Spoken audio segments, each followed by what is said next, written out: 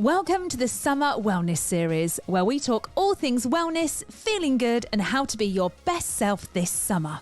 This series is sponsored by the gorgeous Ringwood Hall Hotel and Spa and their Summer Delight Spa Day package. It includes 4 hours spa access, a summer cocktail on arrival, and a 50-minute treatment. Head to their website, ringwoodhallhotel.com, for all the details. We've got 5 amazing episodes for you, and on each episode, we've got a different guest. We've got a fitness expert, a therapist, a confidence coach, a nutritionist, and a cold water expert. You are going to love these, so sit back, relax, and get ready to be your best self.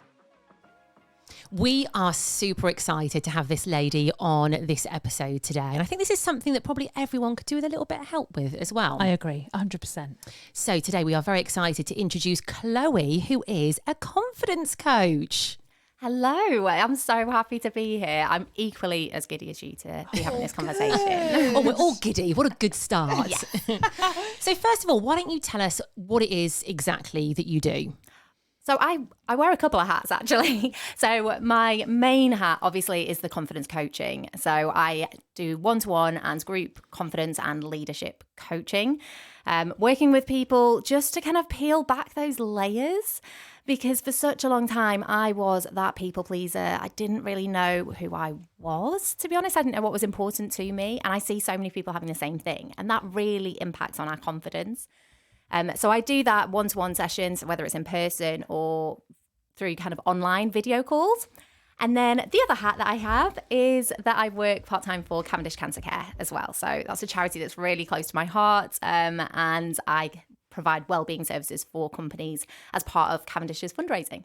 Okay, so let's go back. I like going back. Oh, so do I. Let's go back. Okay, so have you always been a confidence coach? Gosh, no.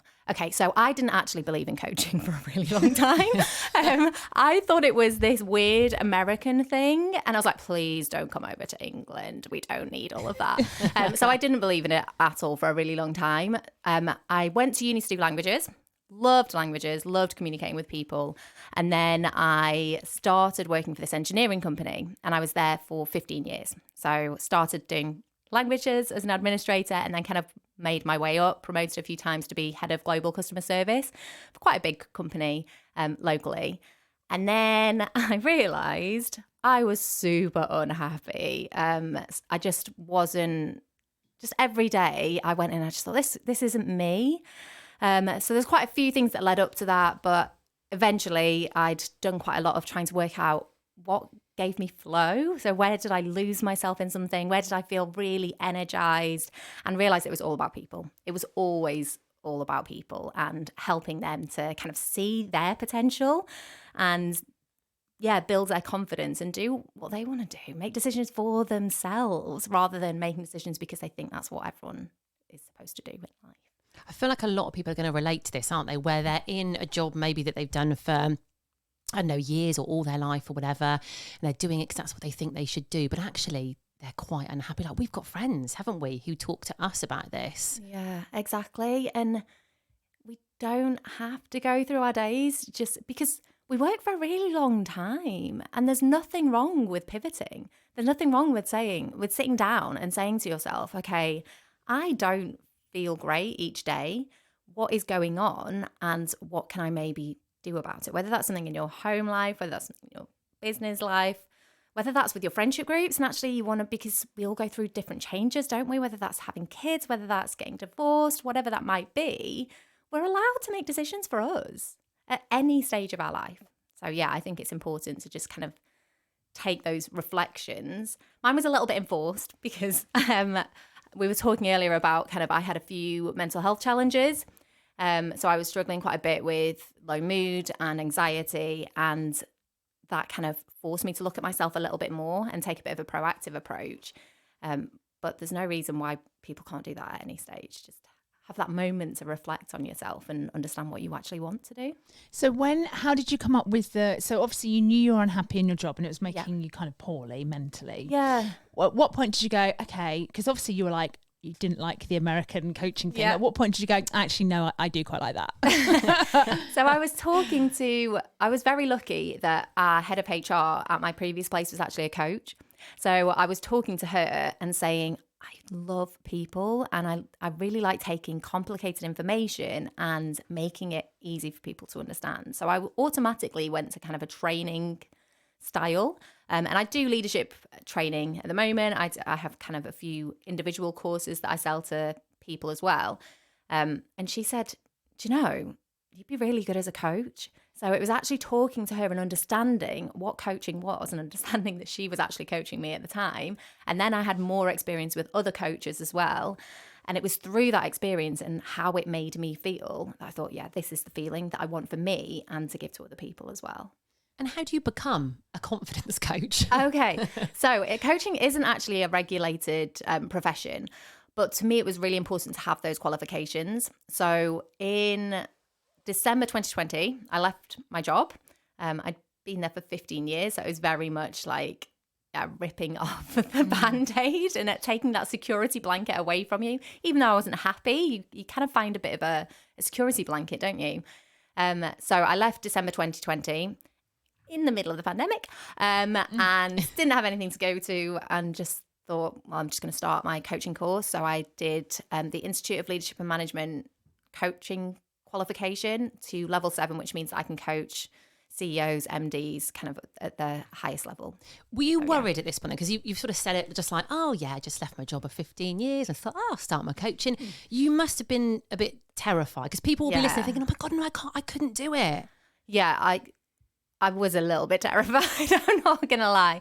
And I'd never run my own business before. And it's very easy to say kind of, oh, but I love coaching and that's what I'm going to be doing. But that's not what you do when you set up your own business. It's not just about the thing you love doing, is it? It's about, oh, you have to do your own accounts and you have to suddenly become a salesperson. We know that. We know that. What is it we always say? We're like, we're the presenters, we're the HR, we're the accounts, we're the salespeople. Yeah, the photographer, like everything, absolutely everything. So it's learning all of those new skills, website developer and everything. So do you know what though? I think when you're doing something you really want to do, you don't mind doing those bits. Yeah. When you're kind of excited about like, this is what I'm going to do and it's something new, you kind of think, okay, well I'll have to do my HR and I'll have to do my accounts. But it's when you've got that passion for something, it kind of changes things. Definitely. And I'm a bit of a geek for learning new things as well. Oh. So I loved kind of, I've learned a new code for my website in such like a geeky way. But it's also just like that focus, like you said, on that end goal. Yeah. Okay, what am I doing this for? Yeah. And if I achieve that, how will I feel in myself? Because I don't think we're very good at celebrating ourselves either. So setting ourselves those little process goals that you can celebrate each time. So each time you get a new client, celebrate that. But also, I wrote a newsletter today and writing's hard for me. So I'm going to celebrate that too. And it doesn't have to be this huge celebration. It could literally be, I'm going to take my dog for a nice walk, or I'm going to have a nice cup of tea in the sun, or just little things to celebrate ourselves, because we sometimes forget to do that, don't we? So obviously you're 3 years into it. Is it 3 years you've been doing it now? Yeah, just over 3 years. And how are you finding it? I love it. I was very much kind of the typical 9 to 5, but no one really works 9 to 5. 9 to 5 every single day. Now my day is so flexible, so I can come and see you, and I'm going for lunch with some coaches later. I have people who I've coached and then get a promotion, and I'm the first person they tell. They said, oh, you should have a specific 999 number or something to like tell you my great news. SOS. Yeah, exactly. And it's just so lovely to have that, seeing the difference in people, but also seeing this difference in myself. Like, do you feel fulfilled with what you're doing now? Definitely. Yeah. I love doing it. I love having those conversations, and there's still a little bit of nervousness before each coaching call because you want to do a good job for your clients. I imagine it's kind of the same for you. You want people to be entertained. You want to connect with people. So there is a little bit of that good excitement, nervous energy.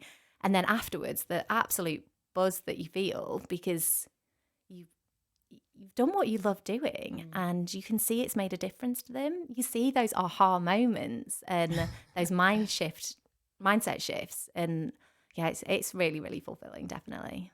So if someone's there's so much advice to give, but if we have people listening that do want to make a bit of a change and do want to leave their jobs, but really a lot of people are, I don't want to say trapped, but you're earning a living, you need money. Yep. Like if someone's feeling like they want to move on and do something different, where do you even start? What would you start with? Yeah, it's really difficult, isn't it? Because I think there's got to be a bit of a push and a pull. Because once you're in a situation, it's really hard to imagine what the opposite might be, especially something that is so different. So something that actually I've seen recently in terms of kind of managing stress and burnout is to understand what your opposite world might be and start doing different hobbies to see what your interests might be. I'm a big fan of writing things down. So I'm a big fan of journaling. It really helped me when I was struggling. So I would do something called the 6-minute journal. Each morning I'd kind of set my intentions and I'd say what my priorities were. And then you start to see some trends. And each night I'd say, oh, this is what I did today that made me feel good. And these are things where I helped someone. And you're starting to see trends of what am I naturally focusing on? And then you start to see what's important to you. So really kind of listening to yourself and saying, when does this feel uncomfortable? Because we all know what feels a little bit uncomfortable. And we know the difference between uncomfortable but exciting and uncomfortable but hell no, I don't want to be part of this. So understanding, starting to listen to your body signs and starting to write some things down, really spending that time with yourself. You deserve to spend some time with yourself. We're so busy spending time focusing on other people. It's interesting because we've had Roxy on this series and she was talking about everyone seems to say the same thing. It all comes back to looking after yourself, making decisions and just like doing something nice for yourself. It just makes you feel better. Yeah. And I guess that gives you more confidence to go and do things. 100%. Doing things just for you will always bring that confidence. And doing things on your own brings confidence as well. Yes, that is so true, I think, because a lot of people are scared of doing things by themselves, aren't they? Whether that's, I don't know, going to a restaurant, going to the cinema, even going for a walk by yourself can be quite daunting. So that's such a big thing. I've started doing quite a lot of things on my own. So going out for a drink on my own or going out for food, going kind of camping. I take the dog too, but solo camping and... Wow, that is brave. Yeah, but my parents aren't that happy about it, even though I'm almost... I'm 40 next year. Still Chloe, are you safe? I'm like, yes, I'm perfectly safe. It's all fine. We actually met somebody, didn't we, recently, who had done her first solo holiday to Mallorca? Mallorca, yeah. She loved it. And she was literally like, it's the best thing I've ever done. Yeah, definitely, because it shows you what you're capable of. So pushing ourselves a little bit, it doesn't have to be a big step, but little steps really show I'm capable. I can do this. And the next time something happens, you believe in your own capability, which is huge for confidence. Okay, so if someone has no confidence, how do you build self-confidence? It is those little steps. Often someone with low confidence has quite negative self-talk. And I think that's one of the first things to try and combat a little bit. And it doesn't have to be automatically changing that negative self-talk to positive self-talk, but it could just be acceptance. It could be neutral. It could be telling yourself, instead of saying, oh, I can't do this, I'm such an idiot, saying, okay, it didn't work out this time, but I'm learning. Next time I'll be better. So it's just talking a little bit more kindly to yourself. It's that inner voice again, isn't it? It's your inner voice. I always find it really odd because sometimes we'll do things like we'll host a Christmas light switch on. And to us, I don't even think about, we just go and do it. And then some people are like, oh, I could never do that. And you just think it's really weird how people are built differently. Just because we can go on a stage and host it doesn't mean we're the most confident people. Yeah, exactly. And we do say, look, we couldn't do this on our own. There's absolutely no way. We work well together. But I think there must be different types of confidence, I guess. Yeah, and we get confident in our comfort zone as well, don't we? So if we're doing the same things over and over again, that feels comfortable to us. Yeah. So the first time you did something like turning on the lights, it was probably, I can't do this. Yeah. But then you've done it and you're building up that kind of record of each time you've done something, you can look back to that instead of that negative record saying, oh, we can't do it, we failed each time. Actually, you've got examples of each time you're doing something, you can. Well, you just talked then about your comfort zone, and we all like to be in our comfort zone, don't we? But would you say it's a good thing to try and push yourself out of your comfort zone? Yeah, I mean, it's not comfortable to be out of it all the time. We don't want to be pushing ourselves all the time because that can feel quite exhausting. And it can have a bit of a negative effect on your confidence if you're constantly pushing. But definitely just little things. And like we said, it doesn't need to be anything big. It could just be taking yourself for a walk. And sometimes that taking yourself for a walk might be during your lunch break, or actually at 4:00 when perhaps you're meant to be working, but you have nothing left. So taking yourself out for that walk actually helps you to bring that focus back and focus on you instead of actually feeling like your head is on the table because you're so kind of run down. We always say, don't we, that the things that we've done that are out of our comfort zone or that have scared us, or we haven't known, what it is we're doing, it's always had the best results. It's scary at the time, like really scary, but then you sort of come to a better moment. Yeah, definitely. And there's so many things I've done over the past couple of years that I've thought, how am I going to do this? And when I think back to the person that I was, I would have never imagined myself going into kind of networking or going and doing kind of a random talk about something. And I remember my mum texted me a few weeks ago about something, and she said, are you not scared? I'm like, nah, I feel pretty capable. And if I don't do it, then who cares? Like, I can always try something else because there's always other things available to us. And if you try something and it doesn't work out for you and you don't like it, that's cool. That's your decision.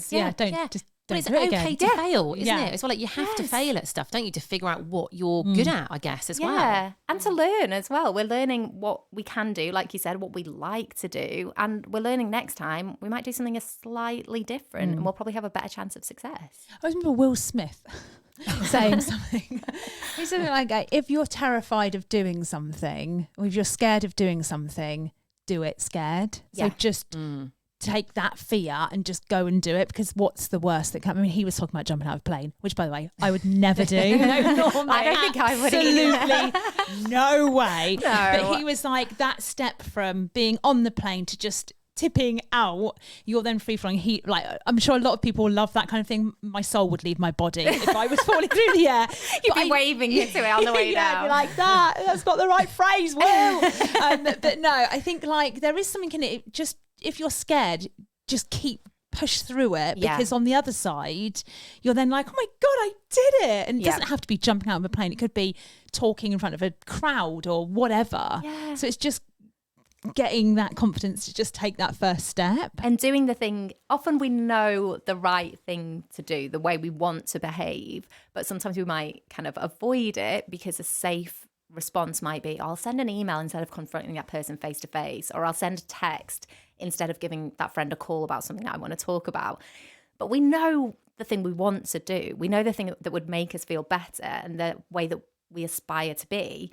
It's just a little bit uncomfortable. But once you've done that, then why not? You feel great. Also having the confidence to say no. Like that's a massive thing, isn't it? Actually going, no, I'm not going to do that. Yeah. Do you know what I mean? And not providing an excuse with it. Yes. We don't need to have an excuse for something that we don't want to do. Yeah. It is simply just no, that's not me. And that's okay, isn't it? Yeah. Can we delve a little bit into your personal life? Yeah. So, because this is quite interesting as well. I think a lot of people listening will relate to this as well. Okay. So obviously you quit your job. You were talking about that earlier and decided to do something new. But what else was going on in your personal life at the same time, just to complicate it even further? Yeah, I probably wouldn't recommend everyone makes all their life decisions at the same time. But I left my job in December 2020, and then in January 2021, my husband and I split up. So we'd been together for 20 years.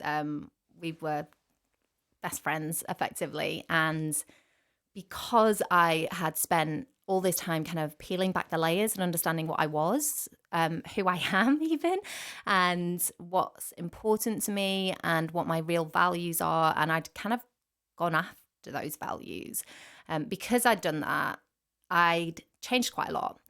And we were still very good friends, but we weren't husband and wife anymore. It just didn't feel like the relationship was what I needed and what he needed at the time either. When you say peeling, sorry to interrupt, when you say you like peeled back the layers, Yeah. what do you mean? So I kind of see ourselves as these, I almost saw myself as a bit of an onion. Yeah.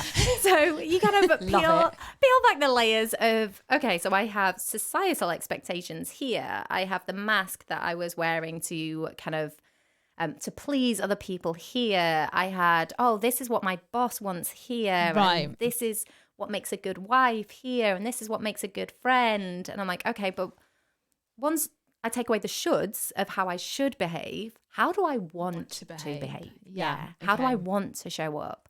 And what actually is important to me? So I'd always said kind of environmental issues and being ethical were important to me. But there were so many things that I just wasn't like living out in my everyday. It was incongruent. So there were things that didn't match up. Yeah. So every time I became a vegetarian at the same time as well. Just a few things going on there. A few big changes. And then I found kind of a few months later that every time I was eating cheese, I love cheese, but every time I was eating cheese, I was like, oh, this feels wrong, because the same reasons that I'm a vegetarian are why I shouldn't eat cheese. So you gave up cheese? So I'm vegan now, yeah. Wow. I know. Christ. Wow. I know. But it was all just, it doesn't feel like a big thing, does it? But then you're Yeah. like, but cheese. They're like, cheese. It's cheese. Never mind your husband. Yeah. Cheese. I'm more devastated about the cheese. Yeah, my husband lives down the street, but I'm never going to eat cheese again.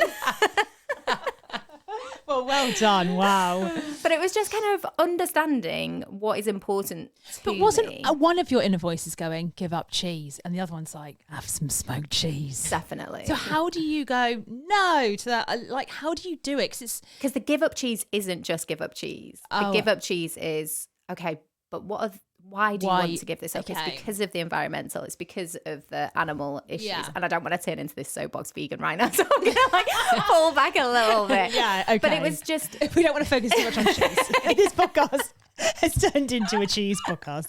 Yeah. but it was just kind of understanding when you have that little voice saying this is what you want to do, what are the reasons behind that? Because there's always a bigger reason behind it. Yeah. So Is it partly like listening to your gut a little bit? So your gut instinct yeah. on things? Yeah, definitely. Because our body's always talking to us, isn't it? We just don't normally listen. Yeah, I never used to listen to my gut. I had a real issue with it. I'd always have a gut feeling. I'd ignore it and go, no, it'll be fine. Yeah. And it's only the last few years that I've been like, no, I'm going to go with my gut on this. And Yeah. actually, it's always right. Yeah, exactly. So we can listen to our body, and when we're feeling a little bit stressed. So I think this is really helpful when we're thinking about when to put in boundaries as well, because we all struggle with putting in boundaries.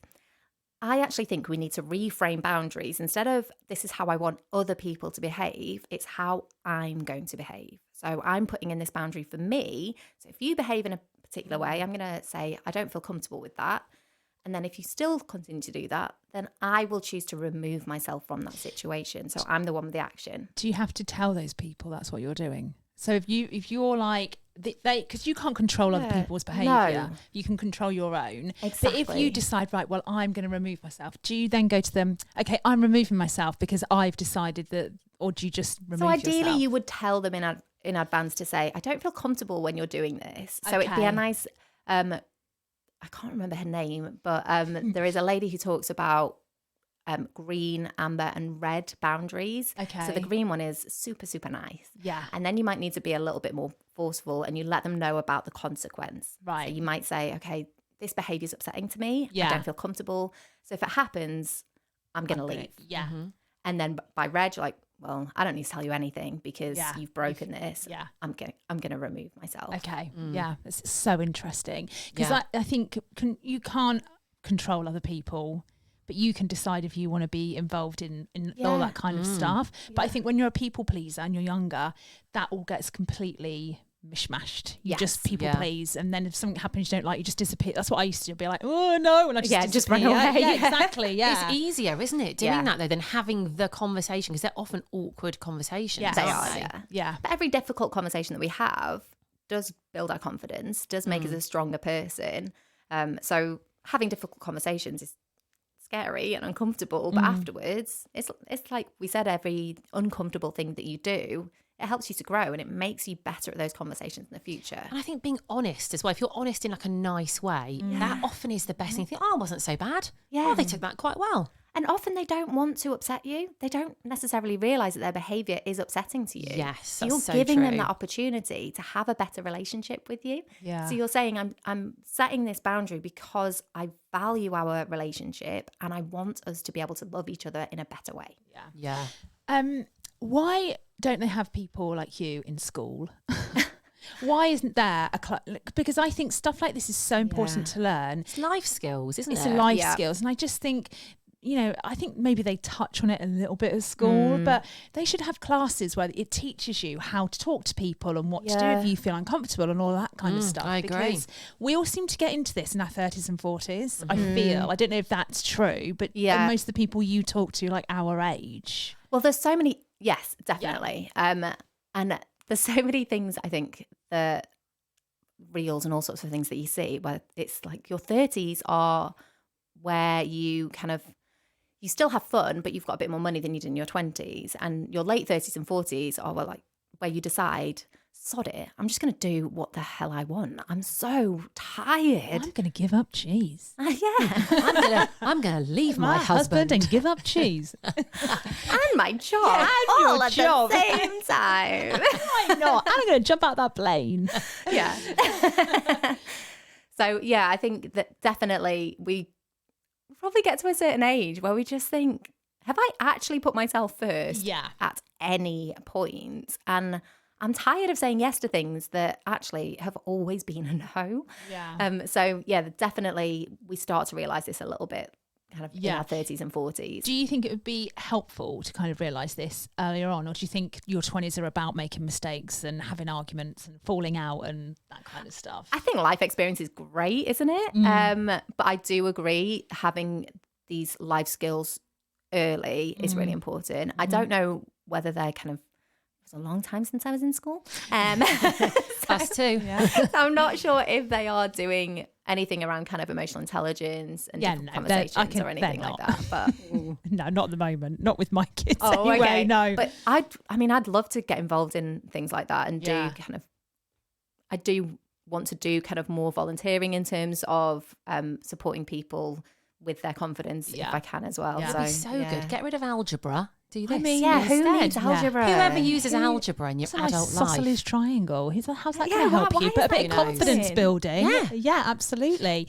My I always say to my daughter when she hasn't got a lot of confidence for many reasons, but even when we're like we're in a restaurant, whether here or on holiday, I always make her pick the menu up and look at the waitress in the eye and order, Yeah. because I used to order for her because she's very shy. But I'm like, just look at someone and Yeah. speak to them. They're not going to jump on you.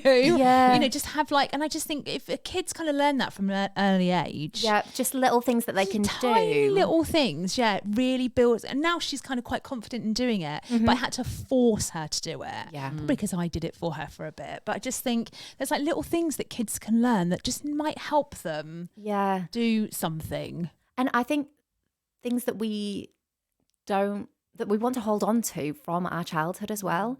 Kids are great at saying what they want, and we're not good at that. Yeah. So little things. But why is that? Why do we suddenly stop doing that? I don't know. Is it because we're aware of because we're people pleasers, we get Yeah. nervous Yeah. at people's reactions, like Yeah. yes, don't we? Yeah. Yeah. As a kid, you're not really as aware of it. Yeah, there is that innate need to be liked, isn't there? Yes. To have Yeah. that sense of being part of a community, a sense of belonging. So we do want to be liked, and that probably makes us more considerate of other people's feelings. Definitely. So yeah, instead of saying like, maybe that's a bit of a challenge for everyone this weekend or something. Instead of saying to your partner or to a friend, shall we or would you like to, decide what you want to do. So say, I want to go for a walk. I want this for dinner, because then you're actually starting to express what you want. And it's in a really safe environment. It's with people that love you, but it's just actually starting to get your point across and starting to build that confidence and starting to question, what do I want in this situation? So yeah, it's a little challenge maybe for people. Can we go back just before we finish? I mean, we've got so many things that we could ask. You can tell me and Laura are both literally chomping at the bit to ask you more things. To your divorce. Yeah. Because there will be, again, a lot of people listening who are perhaps in unhappy relationships, have been for quite a long time. I actually get messages, and I'm not going to say who they're from, obviously, from people who are in relationships saying they don't want to be. I'll tell you after, love. Don't really worry. Because I also left my husband of nearly 20 years. Yeah. And it's not an easy thing to do. No. It's not, it takes a long time to kind of process and stuff. But I've had messages from people who are thinking about doing it, or they're just unhappy and kind of weighing up their options. Yeah. What advice would you give to those people? I would, the same as I said before, I would take some time to kind of write things down. I'd maybe talk to a couple of people that you trust, but I try not to take the opinions of too many people, because then that builds that expectation again that we're trying to do what other people expect of us. And only you are going to know in your heart what is right for you. And it can seem really scary. Like you, I was with my partner for 20 years, and it still feels like a part of me is missing, because we were together for such a long time and you build so many memories, and it's hard to understand which parts of you are them and which parts of you are you. So I love football, but it was always a thing that me and my ex-husband did together. So now I'm like, do I love football? Do I not? But yeah, just taking that time with yourself and working out kind of, it sounds really gross to take it down to such a kind of practical level, but even doing a little bit of what am I scared of, and what could this actually mean for me? Who could I be? And what is this relationship holding me back from? It doesn't always need to be something negative in the relationship. It doesn't always need to be that something has gone wrong. Yeah, so true. It can just be that this isn't lighting me up the way that I thought it would, or this isn't lighting me up the way that it used to. And maybe having that conversation and understanding kind of what you need from each other. So at one point, my husband and I did actually, when we were having a bit of a rough patch, we did sit down and we did write a bit of a mission statement together. So we said, this is how we promise to show up for each other. And this is what's important for me in this relationship. And then when we realized we couldn't do those things, or we weren't fulfilling those things, we realized, okay, we've given it everything that we can. So try to understand, what do you need from a relationship? What is it that really lights you up? What are you maybe holding back on? And if you can't get that from this relationship, then what's your alternative? And how's that going to make you feel? So interesting, isn't it? Interesting. I remember when I left my partner, I remember I was shopping Grace off at Scouts or Cubs, whatever it was called, and a mum came over and she went, "Just have a quick word." And I was there and she went, "How did you leave your partner?" Yeah. And why? Because I'm thinking of leaving mine. And I felt it was like, it didn't look like a little conversation we just had in the corner of a playground. And I was like, oh, I didn't realise. She's like, yeah. She then left her husband. Then it was like a ripple effect. It went through the school. It was like I felt really bad. I was like, oh God, I've started all these divorces. But literally, I think sometimes when you see someone, even if you just have a little like, oh, how are you feeling? Because I was great. I was like, I feel great. I think she thought, oh, okay, yeah. But it's amazing how you have no clue, even people close to you, who's unhappy and who's... No. People are so good at masking their feelings, aren't they? No one knows what's going on in a relationship. No, because it's behind closed doors. It's almost like on Instagram, we only tell people what we want to tell them, don't we? No one's sitting in that relationship with them. Yeah. So we don't know what's going on. And I think there is still a bit of a stigma around divorce, unfortunately. I wish there wasn't, because it's, like we've said earlier, it's okay to pivot. It's okay to we have different stages in our lives. We're not going to be the same person. So we were together from 16 to 36.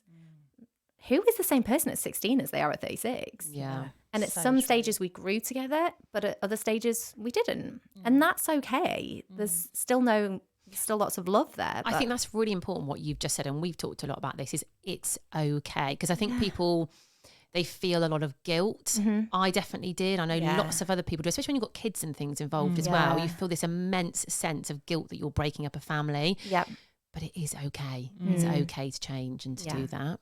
And there's definitely like bits of shame, whether that's internal shame or whether you kind of feel like people are judging you afterwards. You've got to tick the divorced box instead of kind of the married box.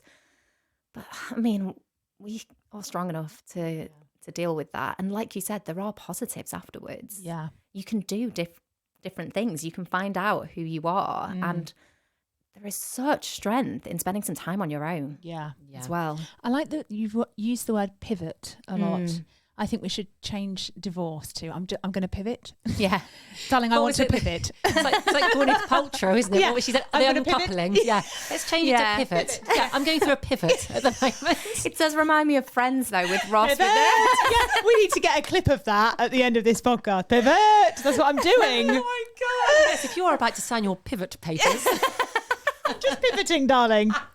I love it. I absolutely love it. But this is exactly how conversations, not that we're mocking or taking them No, again, not at all. absolutely but not. that we can appreciate that the relationships were great for a time. Yeah. Or they were purposeful for a certain amount of time, or maybe they weren't. But actually, that was a stage of your life. And if it's not right for you now, no one goes into a divorce lightly, I don't think. So you've considered that. And now it's time for a change for you. Yeah. Agreed. Yeah. Chloe, thank you so much. Like, we could literally sit here all day. It's fascinating. And I think people listening would have found it so helpful and kind of like taken different little bits from it. And Oh, thank you. yeah, it's been brilliant. Thank you so much for coming in. you. Where can both. people find you if they want to get in touch? So I'm on Instagram at Chloe D Coaching. I'm also on LinkedIn, if anyone uses LinkedIn, which is Chloe Angus. So you'll be able to find me on there. Lovely. I'm sure they will. We'll share all of your bits on our social media Wonderful. as well. Thank you Chloe, very thank much. you so much. Thank you both. Thanks for listening to this episode. We hope you enjoyed it. Remember, there are 4 other episodes, so go and check them out.